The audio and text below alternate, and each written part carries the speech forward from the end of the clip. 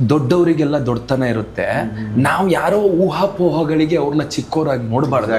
ಅವ್ರ ಎದುರುಗಡೆ ಹೋಗಿ ಆ ಮಂಚ ಹೆಂಗೆ ಅಂತ ನೋಡಿದ್ರೆ ತಾನೇ ಗೊತ್ತಾಗತ್ತೆ ಸರ್. ನಿಜ ಅಲ್ವಾ? ನಾವು ನೋಡಿದ್ರೆ ಗೊತ್ತಾಗುತ್ತೆ. ಅವ್ರ ಜೊತೆ ಬದುಕಬೇಕು, ಅವ್ರ ಜೊತೆ ಹೌದು ಟೈಮ್ ಕಳೆಯಕ್ಕಾಗಲ್ಲ. ಯಾರೋ ಹೇಳಿದ್ನ ಯಾಕೆ ಕೇಳ್ಬೇಕು ನಾವು? ಇವತ್ತು ಇವ್ರ ಬಗ್ಗೆ ಮಾತಾಡ್ತಾರೆ, ಯಾರೋ ಬಗ್ಗೆ ಇಲ್ಲಿ ಯಾರ ಬಗ್ಗೆ ಮಾತಾಡ್ತಾ ಇಲ್ಲ ಬೇಕಲ್ಲ ಅಲ್ವಾ? ಎಲ್ರ ಬಗ್ಗೆ ಏನೋ ಮಾತಾಡ್ತಾ ಇದಾರೆ ಅಂದ್ರೆ ಯಾರೋ ಕೆಲಸ ಇಲ್ದಿದ್ದವ್ರು ಮಾತಾಡ್ತಾವ್ರೆ ಅಂತ.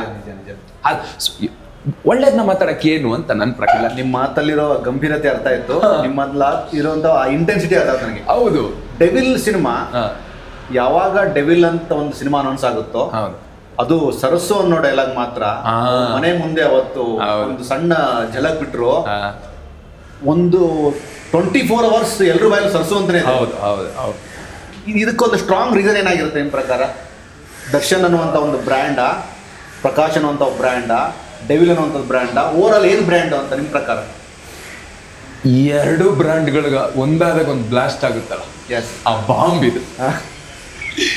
ಈ ಎರಡು ಬ್ರ್ಯಾಂಡ್ ಅಂದ್ರೆ ಪ್ರಕಾಶ್ ಸರ್ ಅಂದ್ರೆ ಅವ್ರ ಸಿನಿಮಾಸ್. ಪ್ರಕಾಶ್ ಸರ್ ಅಂತ ಡೈರೆಕ್ಟ್ ಯಾರು ಡೈರೆಕ್ಟರ್ ಪ್ರಕಾಶ್ ಸರ್ ಅಂದ್ರೆ ಒಂದು ಮಾತಾಡಲ್ಲ. ವಿಲನ ಪ್ರಕಾಶ್.